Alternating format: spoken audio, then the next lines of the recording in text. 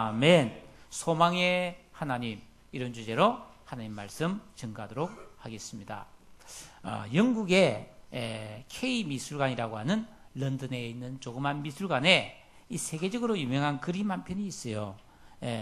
여러분, 이 프레드릭 왈츠라고 하는 사람이 그린 그림인데, 여러분, 이 그림이 무엇을 의미하는 그림일까요? 여러분, 이 그림의 제목을 여러분이 한번 제 말을 들으면서 한번 생각해 보십시오. 이 그림에 보면은, 왜 그림을 안 띄고 이렇게 합니까? 그림을 보면은 한 여인이 이 둥근 이 지구 같아요. 구름 같은 게 있고 위에 앉아 있어요. 근데 이 여인을 보면 행복해 보이는 것 같지는 않습니다. 그죠? 두 눈을 사매고 있어요. 아마 눈이 아프든지 앞을 못 보는 분 같아요. 이 여인이 들고 있는 이것은 비파라고 하는 악기입니다. 그런데 이 악기에는 원래 7줄이 있어야 되는데 6줄이 탁 끊어지고 한 줄만 남아 있는데, 이 한 줄의 비파를 가지고 이 여인이 간절하게 무슨 연주를 하고 있어요. 해와 달과 별은 없고요. 근데 우리가 이 화면상에는 잘 보이지 않는데 희미한 별빛 하나만 딱 남아 있어요. 여러분, 원래 이 비파에 7줄이 있어야 되는데 이 7줄은 누구에게나 당연히 있는 것을 말해요. 가정도 있고 건강도 있고 행복도 있고 친구도 있고. 그런데 이 여인에게는 그 모든 것이 다 사라지고 딱 한 줄만 남아있어요. 딱 별빛도 하나만 남아있어요. 그런데도 이 여인은 이 한 줄 비파로 음악을 연주하고 있다는 것이죠. 이 그림의 제목이 뭘까요? 소망입니다. 소망.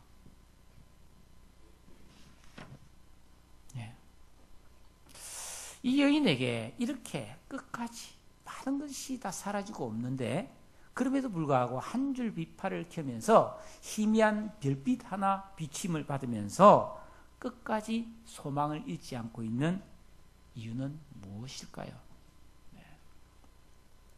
제 서재에 화분이 하나 있습니다.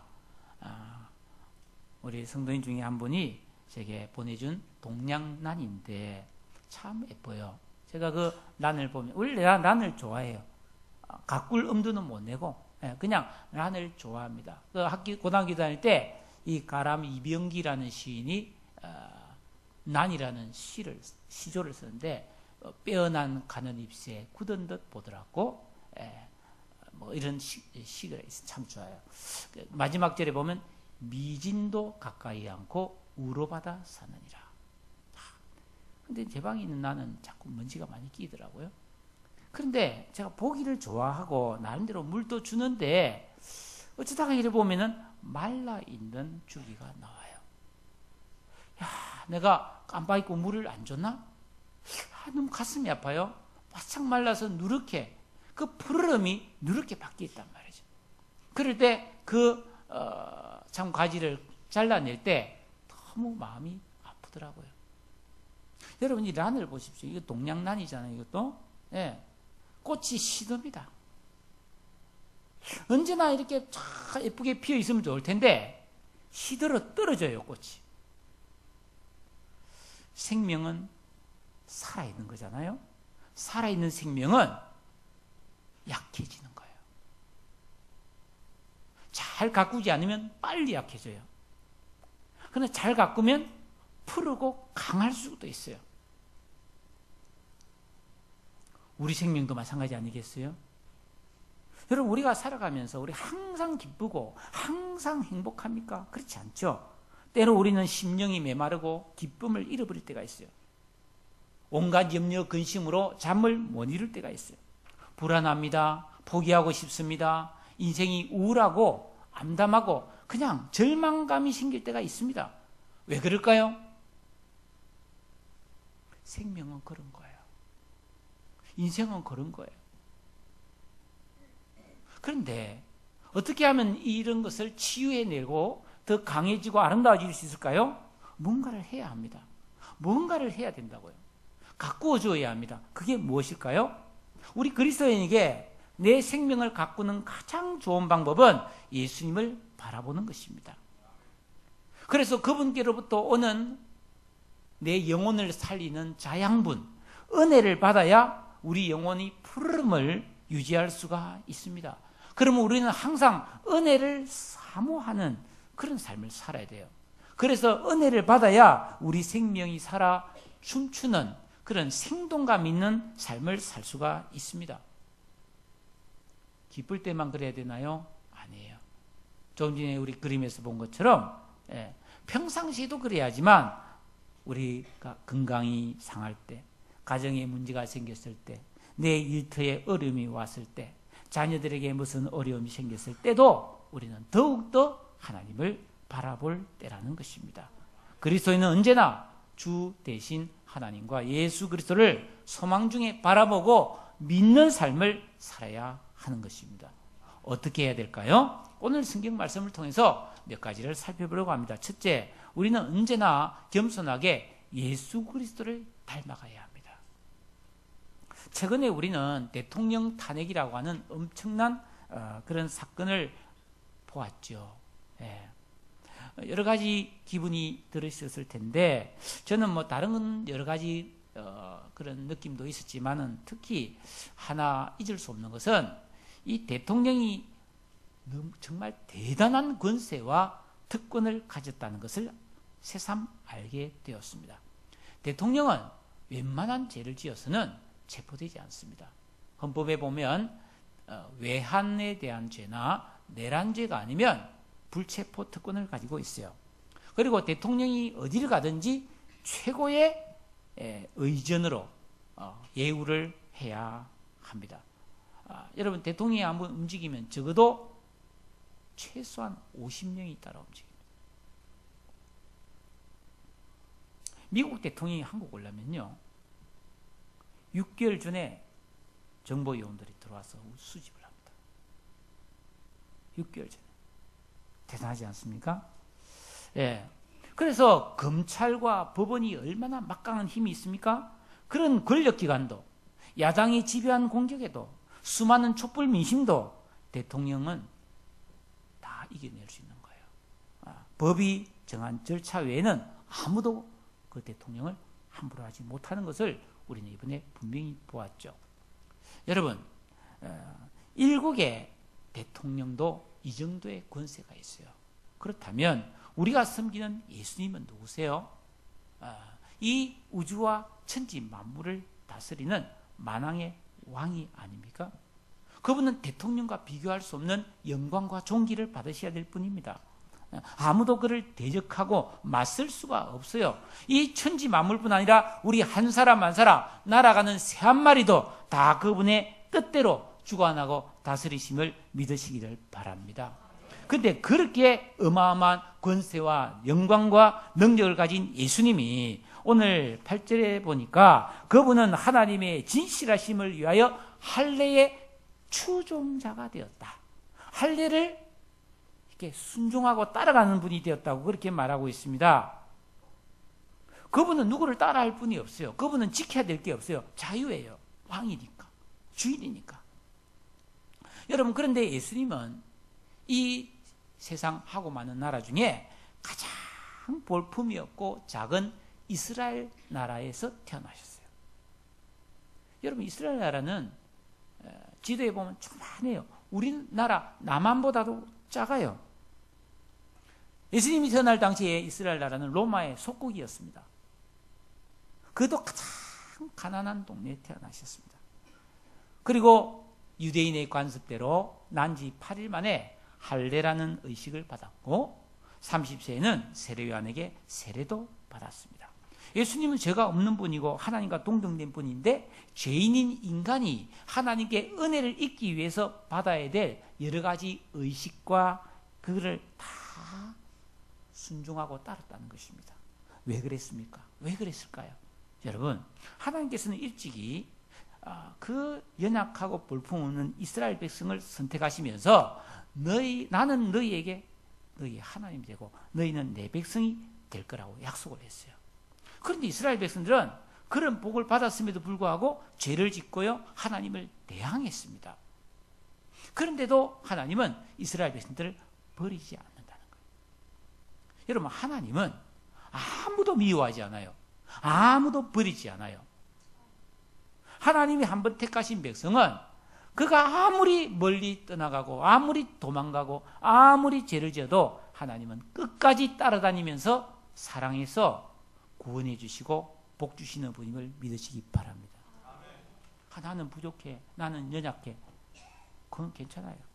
하나님은 사랑하십니다. 그래서 예수님이 친히 이 땅에 오셔서 바로 그 하나님의 말씀이 진실하다는 것을 몸소 증명해 주셨다는 겁니다. 사랑하는 여러분, 그래서 그분은 십자가에 달려 죽기까지 하면서 하나님이 얼마나 자기 백성을 사랑하시는가를 보여주셨다는 것입니다. 근데 여기서 그치지 않아요. 9절에 보니까 이스라엘 백성들에게 베푸신 그 크신 은혜가 사실이라면 9절에 이방인들도 그 긍휼하심으로 말미암아 하나님께 영광을 돌리게 하려 하심이라는 말씀을 합니다. 여러분, 예수님이 이 땅에 오셔서 인간의 죄를 대신하여 십자가에 달려 죽게 하심으로 구원의 길을 여셨는데, 이것은 첫째는 유대인에게요, 그 다음에는 이방인들에게도, 모든 민족과 백성들에게도 똑같이 구원의 은혜를 베풀려 하신 것이 하나님의 참된 계획이셨다는 말씀입니다. 그러한 어마어마한 하나님의 계획에 의해서 죄인인 우리도, 이 한국에도 구원이 임했으므로 우리가 구원받을 수 있다는 사실을 믿으시기를 바랍니다. 우리가 이 사실을 믿는다면은 우리는요, 어느 누구도 배척하거나 미워해서는 안 된다는 겁니다. 하나님은 우리를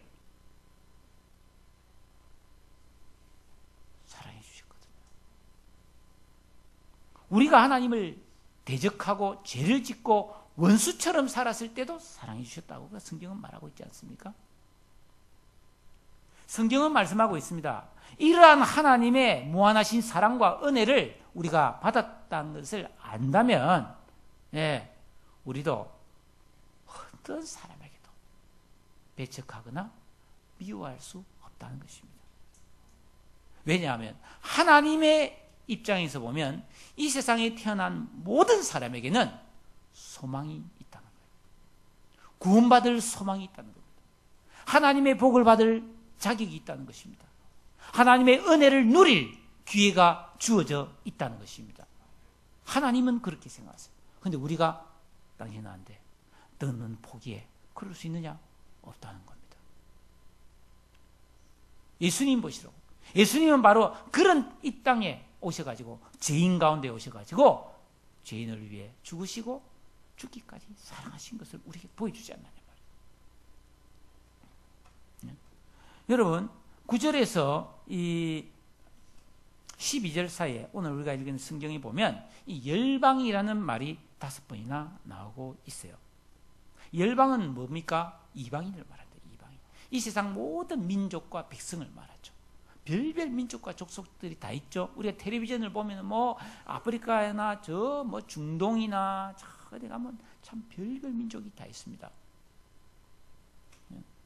그런데 먼저 여러분 그 9절 아랫부분에 보면 내가 열방 중에서 주께 감사하고 주의 이름을 찬송하리로다 라는 말씀이 나와요. 여러분, 먼저 구원받은 사람들은 하나님께 받은 이 놀라운 은혜와 구원의 감격을 말이죠, 속에만 담고 있어서는 안 된다는 겁니다. 이 세상이 믿지 않는 사람들 앞에 이 온 세상을 향해 하나님께 감사하고 찬송을 해야 된다고 말씀하고 있는 거죠. 왜죠? 이방인들이 보고 저 사람 왜 저래? 저 사람 무엇이 저래 기쁜가? 저 사람은 왜 저렇게 복이 많은가? 저 사람은 왜 저래 행복한가? 저 사람은 왜 저렇게 울지 않는가? 궁금하게 해주기 위해서라는 거예요. 그래서 그들도 하나님을 만나서 같이 하나님을 찬송하는 하기 위해서 그렇게 해야 된다고 말씀하고 있는 거예요. 예. 여러분, 이방인들도 긍휼하심으로 말미암아 하나님 앞에 영광을 돌리게 하려 하심이라. 그래서 여러분 10절에 보니까 또 이르되 열방들아 주의 백성과 함께 즐거워하라. 사랑하는 성도 여러분, 구원은 처음에 이스라엘 백성 유대인에게서 시작되지만은 이 구원은 열방으로, 이방으로 땅끝까지 널리 확장될 것을 성경이 지금 말씀하고 있는 것입니다.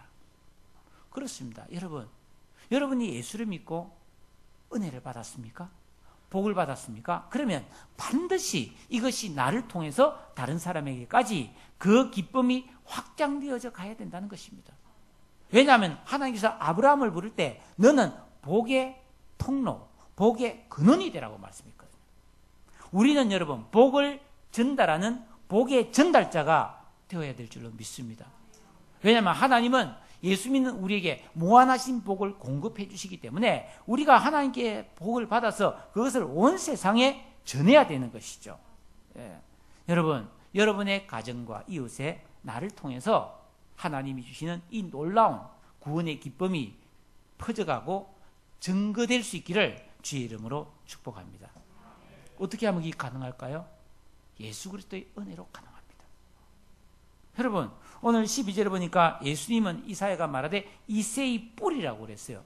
여러분, 처음에는 보잘것없는 뿌리였어요. 근데 그 뿌리가 있으면 생명이 있기 때문에 반드시 싹이 나고 가지가 뻗고 꽃이 피지 않습니까?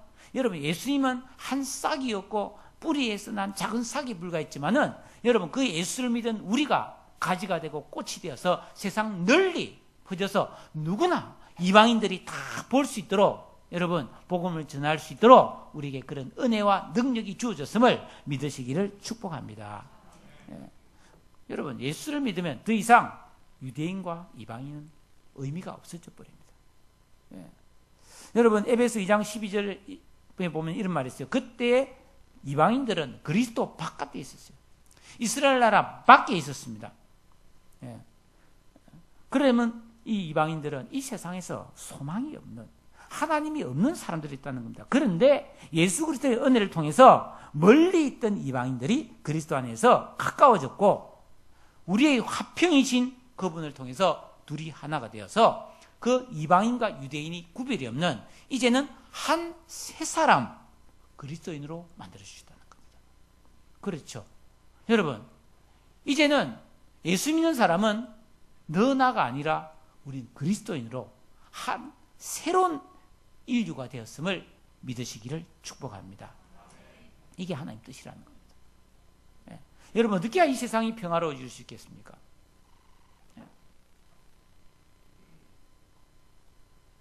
오늘 전에 우리 교회에 있다가 지금 중국에 가셨던 최지영 집사님이 오셨어요. 잠시 볼일보러 와서 일부 예배를 참석하고 다시 이제 들어가셨는데 제가 그분이 예배를 드리고 나서 나가는데요. 우리 성도님들의 반응을 봤어요. 막 이러면서 집사님 웬일이세요? 너무나 반갑게들 인사하는 모습을 보았습니다. 제가 눈물이 나더라고요. 지나가면서 그걸 듣고 보는데 눈물이 나더라고요. 이런 거다 말이죠. 우리 어머니 남남인데 말이죠. 예수 안에서 함께 믿었다는 이유만으로 외국에 나가던 분이 돌아왔는데 이렇게 뜨겁게 막 비명을 지르면서 환영하더라고요. 그래서 내가 최지영 집사님 오늘 행복했겠다. 나도 행복하구나. 그렇구나. 예수 안에서 우리가 사랑한다는 게 이런 거구나. 그런 마음이 들었거든요. 여러분, 어떻게 하면 이 세상이 화목해질 수 있겠습니까? 우리가 서로 예수를 믿음으로써 주 안에서 함께 하나님을 찬양함으로 우리가 화평을 이루고 사랑하게 될 줄로 믿으시기를 축복합니다.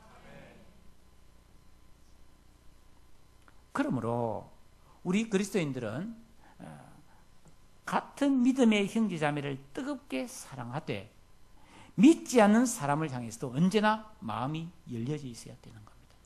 이게 하나님의 뜻입니다. 믿는 사람끼리 우리끼리 잘 지내가 아니고 믿지 않는 사람에게도 호의를 베풀고 그들 앞에서 하나님 앞에 감사하며 찬양하는 아름다운 삶을 보여주어야 되는 겁니다. 할렐루야. 우리는 어떤 경우에도 사람에 대한 소망을 버려서는 안 됩니다. 13절 말씀을 같이 한번 읽어볼까요? 다시 한번 13절 시작.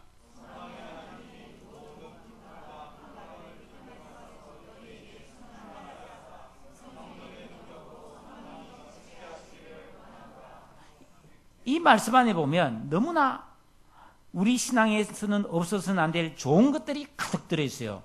소망의 하나님, 소망이 있죠?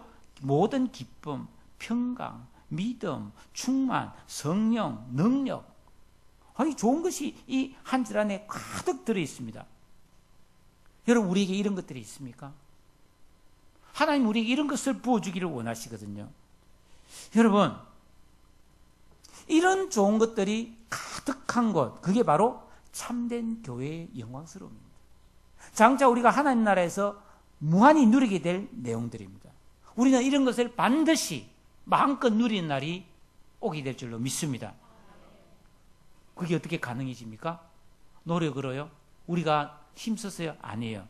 해답은 소망의 하나님에게 있습니다. 하나님은 어떤 경우에도 그분은 포기하거나 낙심하지 않는 소망의 하나님이라고 되어 있어요. 여러분, 우리가 부모 입장에서 자녀를 기르다가도요, 포기하고 싶은 마음이 들 수 있어요, 없어요? 있어요. 남편에게, 아내에게, 친구에게 소망을 접고, 이제 못하겠다, 이제 그만했다, 그런 마음 들 수 있어요. 근데 하나님은 그런 경우가 없어요. 예수님 보십시오.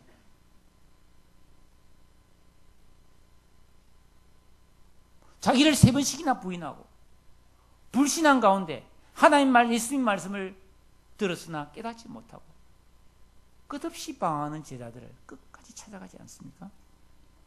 사랑하는 성도 여러분, 하나님께서는 구약 성경을 통해서 어리석고 타락한, 그러면서 하나님을 거역하는 끈질기고 완악한 이스라엘 백성들을 끝까지 사랑해 주시고 그 사랑으로 또 남아가지고요, 이방인들에게도 그 사랑으로 구원의 길을 열어주셨고요, 나 같은 죄인도 은혜와 사랑으로 항상 돌보며 가꾸어 주십니다. 여러분, 우리가 기도하면, 이 많은 사람이 기도하는데 하나님 어떻게 들으시나요? 다 들으시더라고요. 예. 그래서 여러분, 나는 너무나 부족하지만은 하나님께서는 영원히 나를 버리지 않고 끝까지 지켜주시고 인도해 주시고 보호해 주셨다가 천국으로 초청해 주실 것을 믿는 소망이 우리에게 있는 것입니다. 여러분, 성경에 보니까 우리가 믿는 하나님을요, 여러분, 인간 수준에서, 내 수준에서 자꾸 하나님을 제한하면 안 됩니다.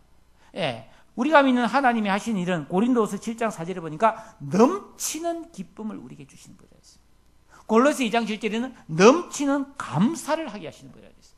고린도후서 9장 8절에는 넘치는 은혜를 주시는 분이라고 했어요. 데살로니가전서 3장 12절에는 넘치는 사랑을 우리에게 주시는 분이라고 되어 있어요. 그분의 은혜는 충만하고요, 그분의 사랑은 한이 없습니다. 그의 자비는 무궁합니다. 그분의 인애가 참으로 크고 무한합니다. 이분이 우리가 믿는 하나님이시라는 겁니다. 우리가 이러한 하나님을 믿고 있는 그리스도인이라면 당연히 우리는 소망을 잃어버려서는 안 된다는 거예요. 사랑하는 성도 여러분, 여러분의 남편, 여러분의 아내, 여러분의 자녀들, 여러분의 친구, 여러분의 이웃에 대해서 실망이 되긴 되더라도 소망을 버려서는 안 됩니다. 하나님이 하실 일을 기대하시기를 바랍니다. 그럼 어떻게 하는 것이 우리가 사람에 대해서 소망을 계속 가지는가? 사람에게 소망을 가진다는 게 어떤 의미냐? 비록 상대방은 자기 책임을 다하지 않더라도 나는 내가 해야 될 책임을 끝까지 다하는 게 소망을 잃지 않는 거예요. 즉, 예를 들어 자녀가 말을 안 듣고 공부를 안 하고 그래도 부모로서의 역할을 계속 해주는 거예요. 그게 소망을 잃지 않는 거예요. 말 안 들으니까 밥도 먹지 마라.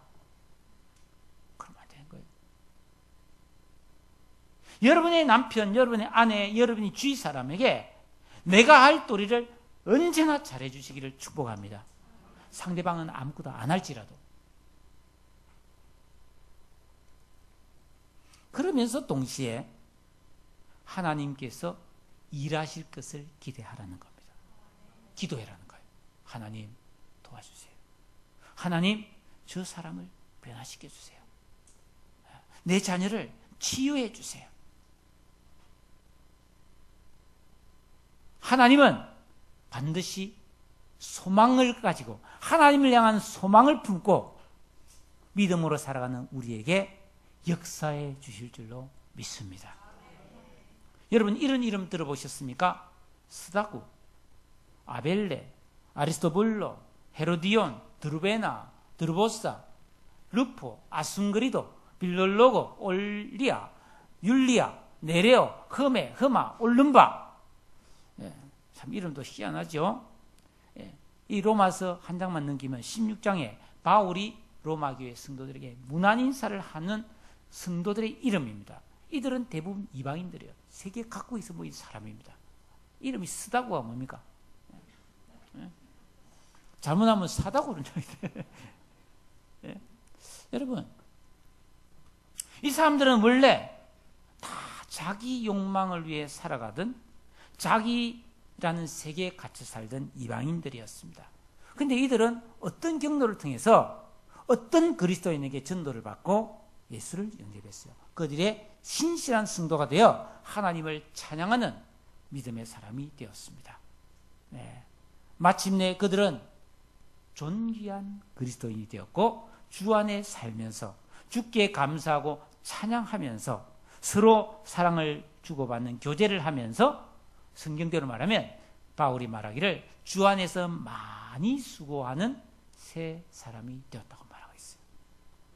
여러분, 저도 1987년 이전에는 믿음이 별로 없었어요. 그냥 교회만 나가서 뿐이지. 근데 1989년도에 성령의 충만을 받아버렸어요. 여러분들 중에도 과거에 예수를 안 믿었던 분들이 계시잖아요.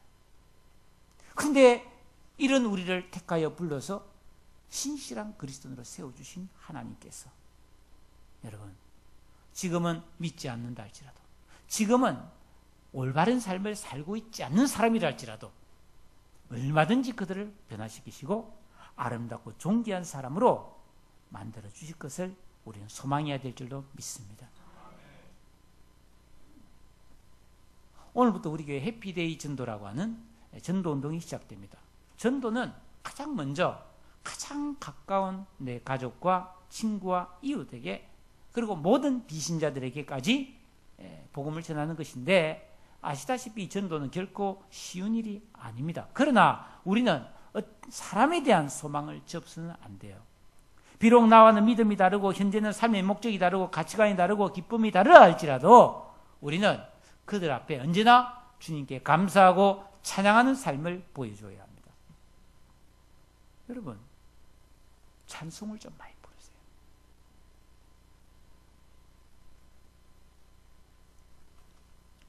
지금은 없어졌지만은 제 서재가 바로 옆에 있잖아요. 서재 건너편에 노래방이 쭉 있었어요. 제가 거기서 책을 읽고 설교 준비하면 하루 종일 가요가 흘러나오는 거예요. 나도 모르게 따라하는 거예요. 아이고 하나님 저거 좀 없애주려고. 내가 가서 끄라고 할 수가 없잖아요. 지금 언제부턴가 사라지고 없어서 다행히 지금은 길 갈 때 주와 같이 길 가는 것 이렇게 하는데 전에는 뭐 두만가 참 그렇죠.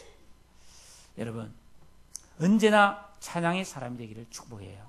여러분이 입술에서 선하고 아름다운 말이 흘러나올 수 있기를 축복합니다. 그게 전도예요. 행복하게 사는 게 전도 아닙니까? 내가 다 힘든데 기뻐하면 그 전도입니다. 다 우는데 감사하면 그 전도예요. 전부 다 막 궁시렁대고 불평불만 하는데 감사합니다. 전도예요.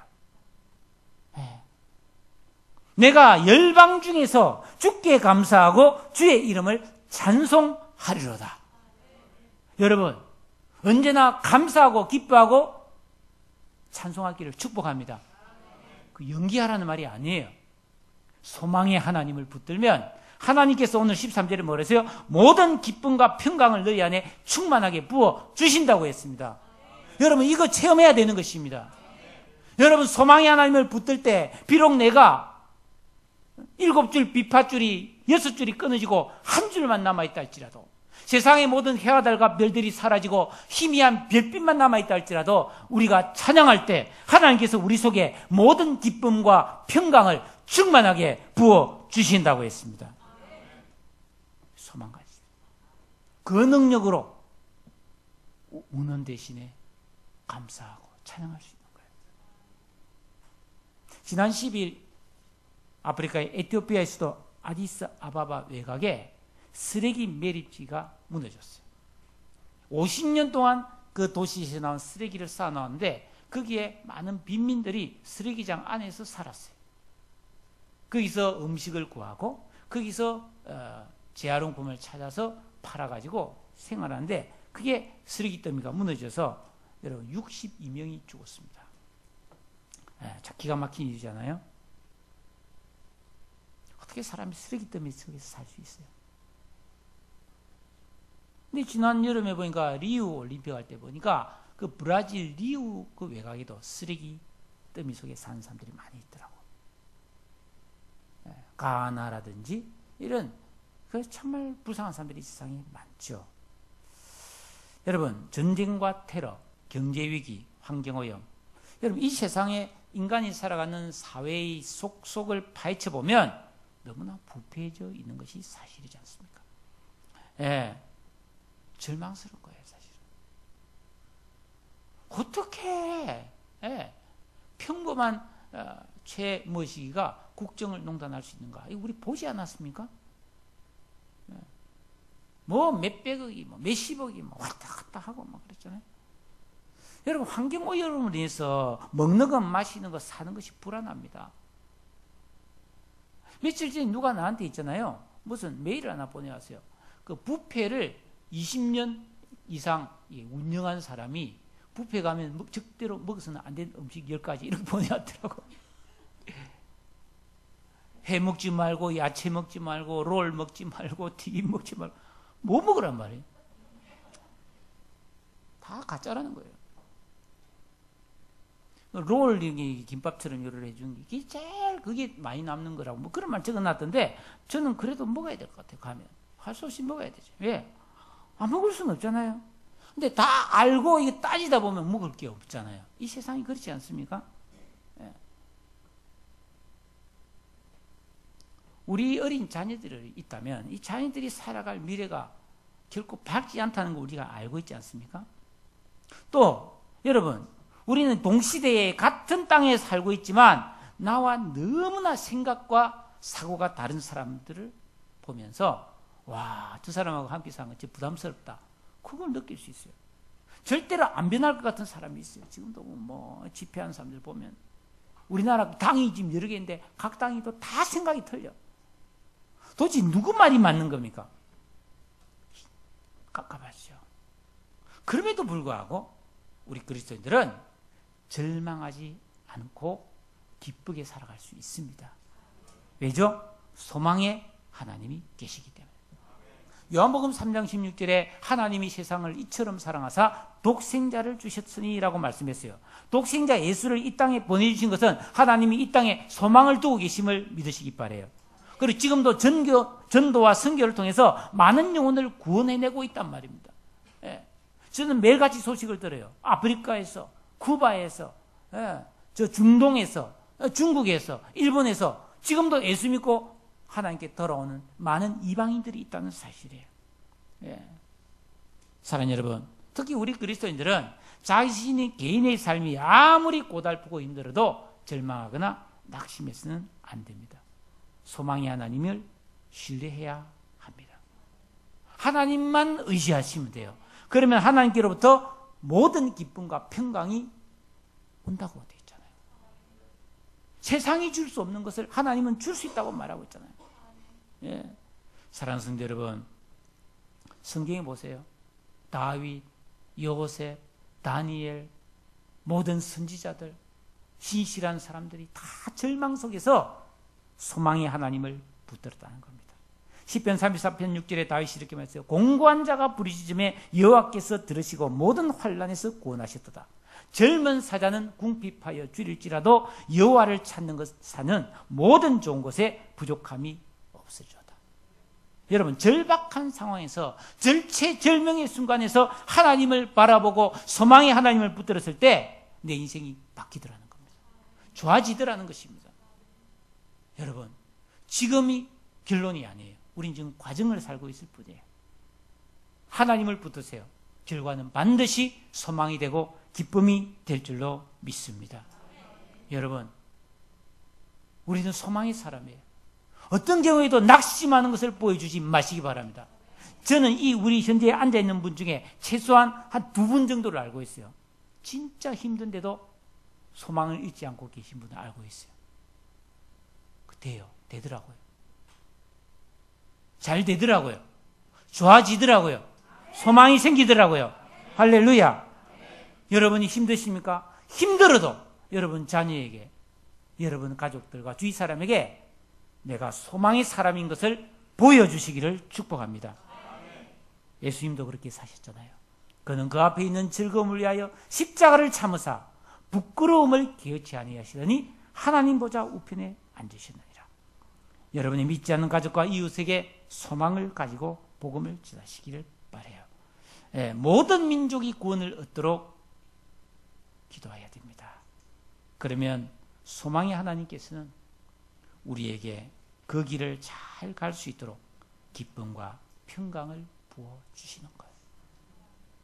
우리 앞에 그림 봤죠?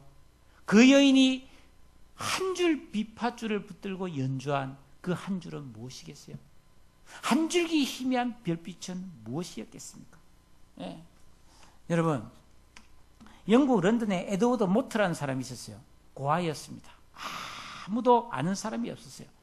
어린 날 혼자서 떠돌다가 가구 공장에 들어가서 일을 했습니다. 학교도 못 가고. 일을 마치고 퇴근해도 갈 데가 없고 방지 줄 사람이 없는 거예요.